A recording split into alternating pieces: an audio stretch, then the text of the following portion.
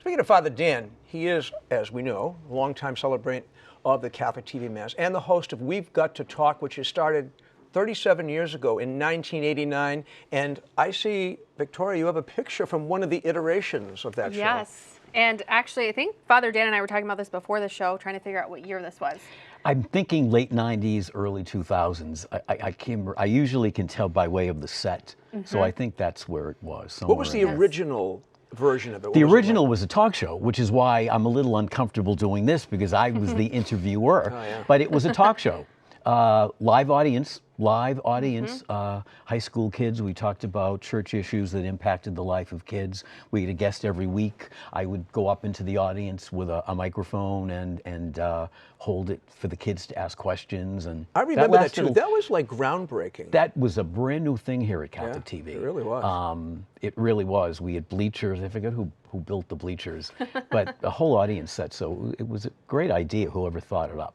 Yeah. So do you ever go back and watch the first season? Like, do I you don't. have copies? No.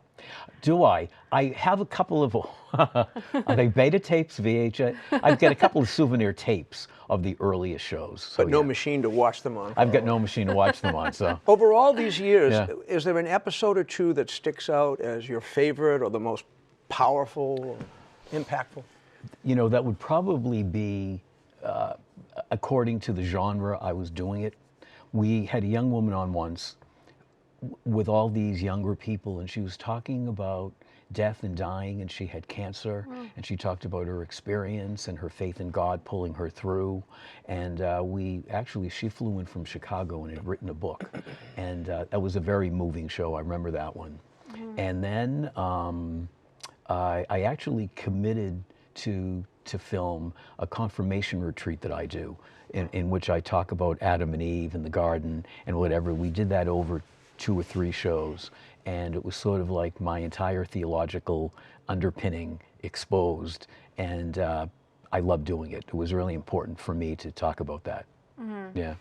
And with the decades that you've done this, do you feel like there are spiritual lessons that are timeless, or were there certain things like, oh, in the 90s people really struggled with this versus today it's this? I think there are lessons that are timeless, because I think I can honestly say, even though, you know, in the original iteration when it was a talk show with guests, it would always get back to the relationship with Jesus, and primarily the whole notion of Paschal Mystery, living the life and the death of Jesus himself. That all of our down moments, all of our frustrating, challenging, sad, empty moments are tied to his Good Friday, and that he is with us in that moment, and to be followed, if we give ourselves over to him, by an Easter Sunday. So we really live that Paschal Mystery. Our life is filled, I think we all know, our lives are filled with good days and bad days, ups and downs. What do you do when you're in a down moment? You remember the resurrection, you remember him, you remember life, and that grace will pull you up. And that really showed up. You know, when I was working full-time in the spiritual development office for the Archdiocese, there was a running joke that we all had one theme that we reworked over and over, whether it was conversion or evangelization. For me, it was always Paschal Mystery. It showed up in no matter what I did, whatever I talked about, death and resurrection, Good Friday, Easter Sunday, ups and downs. Our lives are filled with them. And when we realize that our lives are filled with moments of him. You know, whether it's a darker moment or a lighter one.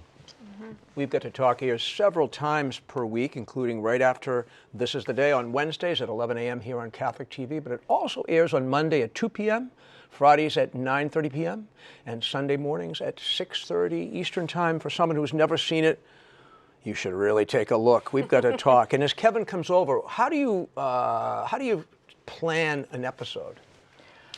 I have a whole plethora of funny stories, and I wait for a funny story to match a piece of theological content. Okay. A lot of them are based on my Sunday homilies. I am able to expand them for half an hour, but each episode is tied to some crazy event that we all can relate to. I have a quick question on that. Yeah. One of your recent episodes, you talked about the dollar store. Yes. Do you wear your priest collar to the dollar store? Sometimes. It depends on where I'm coming from or where I'm going, but yeah. Do you know if in that situation, were you wearing one? Oh, I don't think I was. I don't think you didn't mention it, Yeah. and I feel like the young kids probably would have said something to you about Yes. it.